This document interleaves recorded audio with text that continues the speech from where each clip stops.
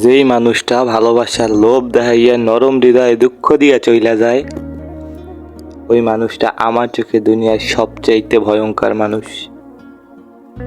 সে কইছিল তারে ভালোবাসলে দুনিয়ার বেবাক কিছু উজাড় কইরে দিয়া তারে ভালোবাসন লাগবো, যেন নিজের বইলা কিছু ভালোবাসার ছিটে ফোটা অন্তরে না থাকে।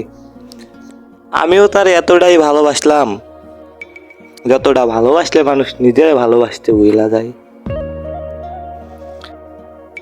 তারে পাওনের পরে মনে হয়েছিল খোদার দেওয়া এক জীবন বড়ই তুচ্ছ। তারে ভালোবাসার লইগা এক জীবন যথেষ্ট না।